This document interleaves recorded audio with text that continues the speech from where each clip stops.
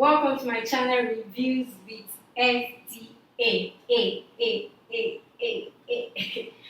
So today, guys, I know that I'm going to be talking about books a lot. So yes, we are back. We are back, and better. So today I'm going to be talking about. It's just a book chat with you guys. I don't have a particular book coming to review. Just a chat about things I love to see in books and things I would rather they stop. And I don't know, I also want to get you guys info on some of the topics I'm going to be talking about today. And let me know some of the things that you don't like seeing in books and the things you would love more in books. So yes, let's get into it. But before we do that, let me thank you guys for supporting me, returning subscribers. I love you guys. I love you so much. Thank you for watching my videos. And if you are new here, thanks for clicking on this video. Please stay tuned to the end. And if you love what I've said throughout, subscribe, comment, and like this video. Just give me a thumbs up, not thumbs down, thumbs up. So yes, let's get into the book chat.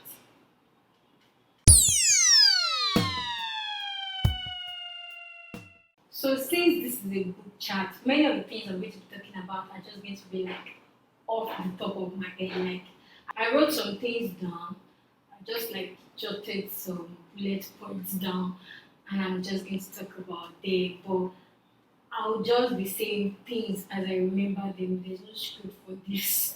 So yes, let's get to the first thing I would like to talk about is the badass female role.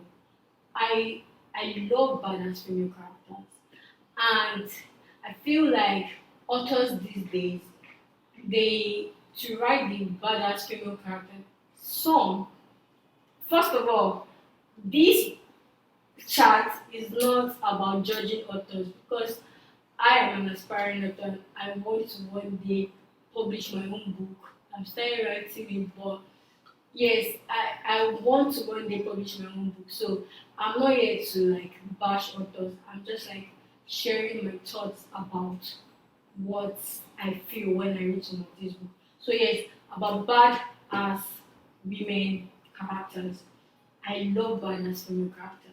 But I feel like authors these days think that to have a badass female character, she must as in be a warrior or something like that. You don't have to be. She does not have to be a warrior to be badass. I'm going to give an example of a good badass female character that was not this fight to death kind of lady, and that's Reza and Mariana. That's Reza from the Seven Realms series by I'm not sure if I call her name right, but Chima Cinda Williams, I think that's how I pronounce her name. So yes, that character was badass. Reza, I talk about Reza every time. Anytime I talk about female characters in a book, I always mention Reza because one, that girl can talk her way out of anything. Anything. Like she just sees two people and she will be able to like talk her way, manipulate her way out of it just by using her words. So I love Reza, and Reza is not she's not a fighter. But at the same time, when she wants to get out of a situation, she can talk her way out of it. But when it comes to fighting and maybe a stronger opponent, you might like win against Reza. And she has these speeches that she gives that I almost think that she has already practiced it before she started. I just love Reza. She's not a fighter, but she's amazing. She did not have to be a badass fighter to be strong.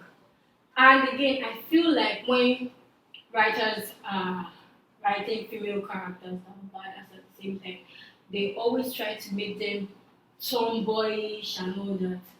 I had my tomboy face. When I was in secondary school, I used to fall happy bouncing, If I think about those things now, I just think how stupid it was. But yeah, I had my tomboy face, and I grew out of it. And I feel like it doesn't mean that then I did not want to like make up and wear pretty clothes or like do girly stuff. I wanted to do those things too. I was just also a tomboy at the same time. It doesn't mean that you're a tomboy, just everything has gone. You lose your feminine side. It doesn't mean that.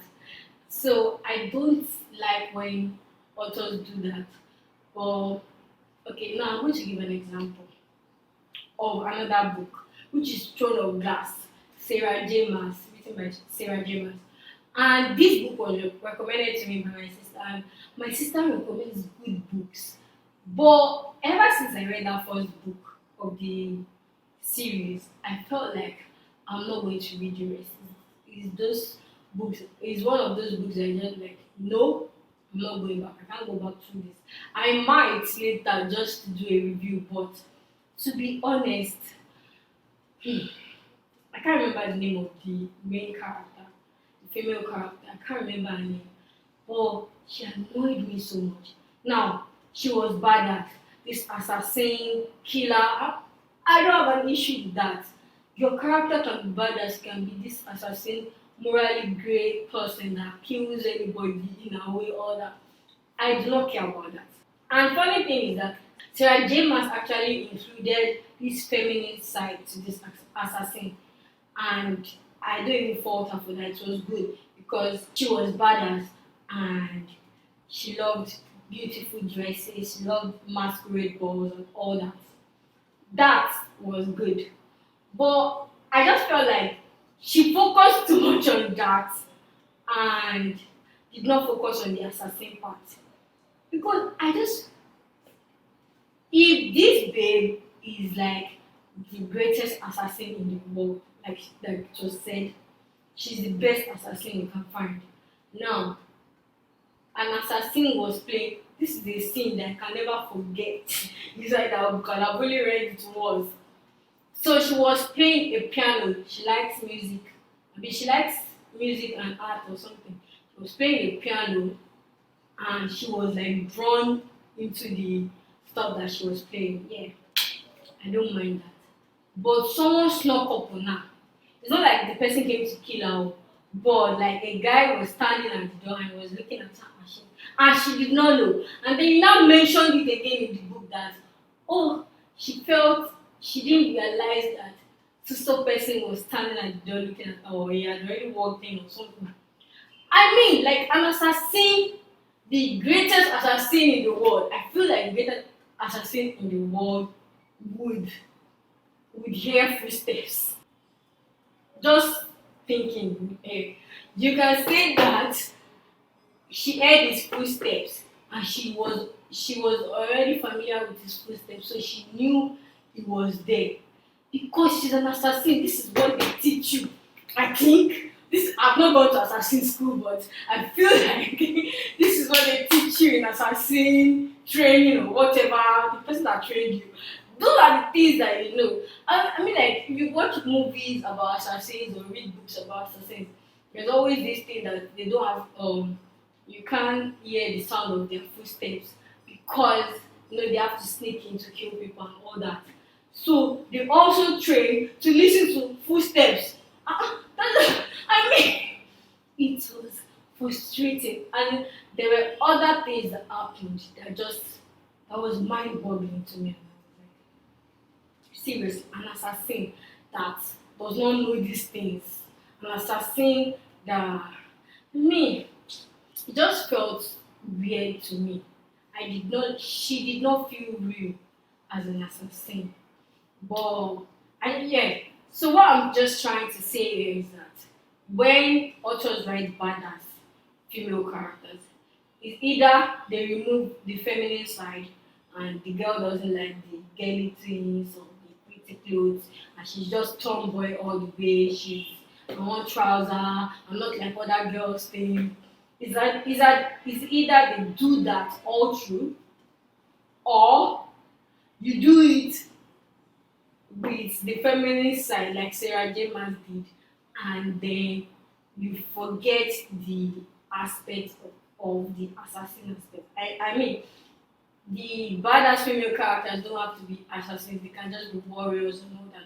But I mean, for this Sarah J. Maas part, that was something that just really annoyed me because she's an assassin and I get that she loves the feminist, but I love that she wasn't just this badass person, she was also a woman at the same time. But I was angry that I could not the assassiness was not real to me. It just felt far-fetched. So another thing I would like to talk about is sexuality in books. Now, I am straight. Like I know nothing about being gay or bi. So I would like to learn to understand them and learn to know their experiences. And these books that talk about these things do help people to understand it. But what I don't stand for is when an author is trying to use that to stay woke. I mean, I feel like this is just my opinion. It can be different for other people. But I feel like to write these things, you should have an experience of it. Not that you have to be in the community to be able to write about it. But I mean, like, you should have done your research. Like maybe you have a friend that belongs to the community or a family member. That way you can write it from your own point of view and from their own point of view because you have done your research. Not that you write some things and it feels offensive to the people of that community. If you guys are getting what I'm trying to say. I just feel like I don't know anything about it and what you write in the book because I've already felt that you understand it more than I do. And I just have that in my mind, at the back of my mind, because I feel like you understand it more than I do. And that is the information I will be going on. And you might be wrong because you did not do your research. So I just feel it's offensive when you write it just to stay woke. For example, I know that some years ago there were issues with J.K. Rowling for saying that that's the author of Harry Potter series for saying that she always thought or viewed was Dumbledore as gay, and I think I'm not sure how the story went, but and I don't know her intentions for this, but a lot of some people and I too, I felt that she was doing it just to be in the woke community. And I'm not saying don't support these people, but don't make things up. Don't. Now, if you really want to support and you cannot really express how to support because you don't have any experience and you have not done your research, I mean, there are ways to do your research. Call, talk to a popular um, person in the community. If you're going to be talking about transgender people, call Christian Jenner. I don't know. It doesn't have to be someone famous too. Just call someone that is actually vocal about it. Send them a message on Twitter. Try. They might not answer. They might not get back to you. I mean, like the trying is is important. So we're talking about transgender. We're talking about gay people. I mean, just get someone who actually knows about it, who has experienced the good and the bad side, like the criticisms, all that. Talk to someone that knows about it. If you don't have a family member or a friend, that is why you have social media to talk about these things. Watch interviews that they've done just to get a feel of what you're writing about. So another thing I'll be talking about is sexual sorry is religion and culture in books. Religion and culture like sexuality is is a sensitive topic, and when you want to put it in your book, I think research is needed. And for fiction, the best thing about fiction is that you can just make things up. You can make a culture up, you can make a religion up. You can also like pick things from different legends and mix it with with your own imagination just to create this culture or this religion. But when you're writing something that is contemporary fiction, and you know the setting is reality, and your story is the fiction, it it is important to do your research. I mean, like, even in Christianity, I'm not a Christian, but even in Christianity, there are like different churches. There are Anglicans, there are Catholics, and all that.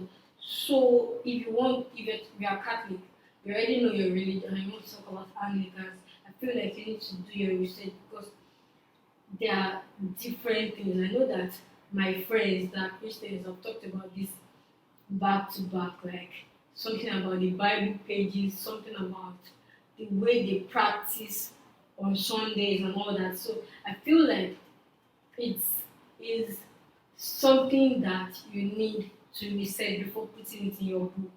Because I mean, I'm a reader, and reading to me also teaches me stuffs. I mean, I learn culture and some things about reality, relationships, and everything in books. So it's not just about reading the fiction, it's also about what you are learning. Because this author is also right, it's not just putting fiction down, but also a bit of what they have experienced, especially when you're talking about relationship, religion, and culture.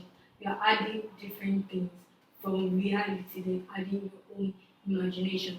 So what I think for religion, just if you are, for example, if you're European and you want to write something about an African culture or African culture, you could just watch a movie. There are so many traditional African movies out there that you could watch and do your research. If you don't understand some of the things, take a picture. This is why we have social media. This is why Twitter is the discussion platform. You could put a picture on Twitter and say, hey, Africans or something, my friends, I'm doing a research and I saw this African food. I would like you to tell me what it is and why you guys eat it. When do you eat it? Is it during festive period? So I feel like people, when you ask this question, people would love to answer you. We love talking about ourselves. We love showing off our culture. And this is not just African people. Everybody loves showing off their culture, just like to educate other people. So people would be happy to tell you these things. I feel like it's just how we are. And again, if if it's also about religion, just do your research. So that's just one thing I like to see when I read books. I like to see that you have done your research and you really understand what you're talking about. Not that. And the fifth thing I would like to talk about, the fifth thing is characters. You already know, if you watch my videos, you already know that characters are the things that do it for me. When I read books, if I don't like your character, man, I'm packing up, I'm closing the book because I cannot wait time to it's a character I do not like. So characters are it for me. And one thing that annoys me that I feel like authors do with characters is that okay, we just can't have a good friendship with a male and female character. I feel like at the end of the day, you will make them fall in love. As a reader, I enjoy the friend to love trope. I enjoy it because it is sweet and interesting. Like you can see the growth of how these people went from friends to lovers.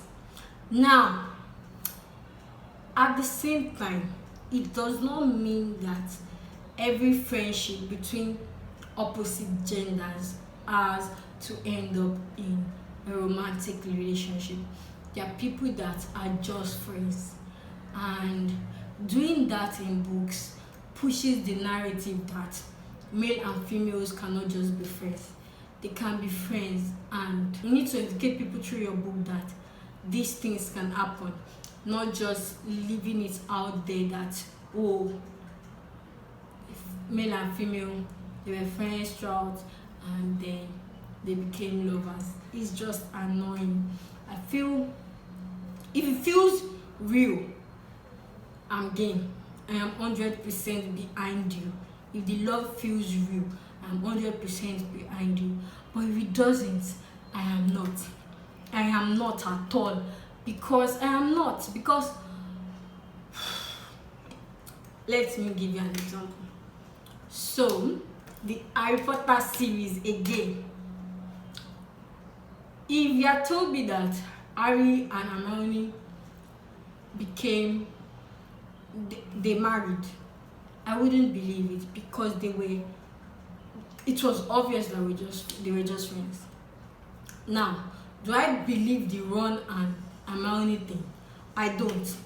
Ron and Hermione got married at the end. But I don't believe it.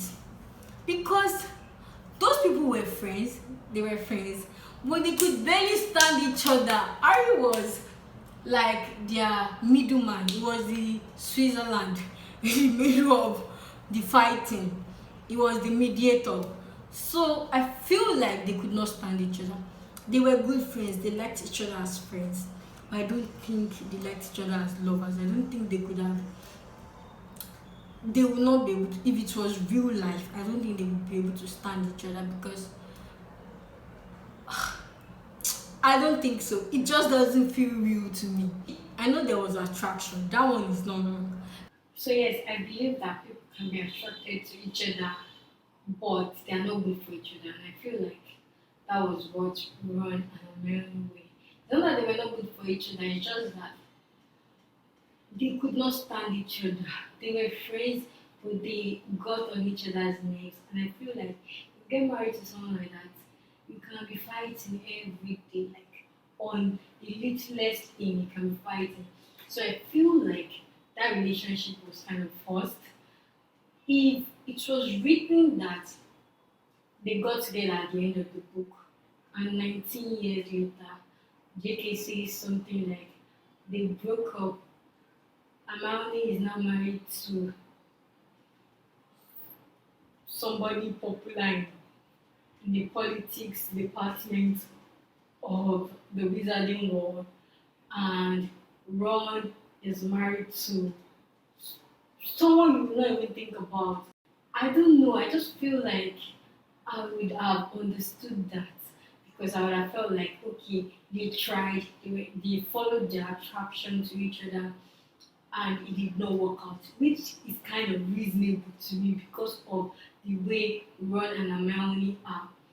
And then 19 years later, they were no longer together. If you had told me that Ron is now married to Cho, I might even believe that. Like they met somewhere and there was a spark and something like that. I could create the imagination of how the relationship was in my head. I don't know, I feel like that would have made sense. Than Ron and Hermione actually getting married because I don't see it. But for other people, I'm sure they were happy about Hermione and Ron's relationship. And I feel like at the time I read it, I was a bit younger and it might have made sense to me. I think it made sense to me and I was even happy about it. But thinking back now, I just feel like they don't they don't seem like a couple that will last. So yeah, I just think that when you're writing relationship, it's not all friends that are opposite gender that will become lovers. I like the friends to love thing, but I also like friends to friends ever thing. Because that's the same real.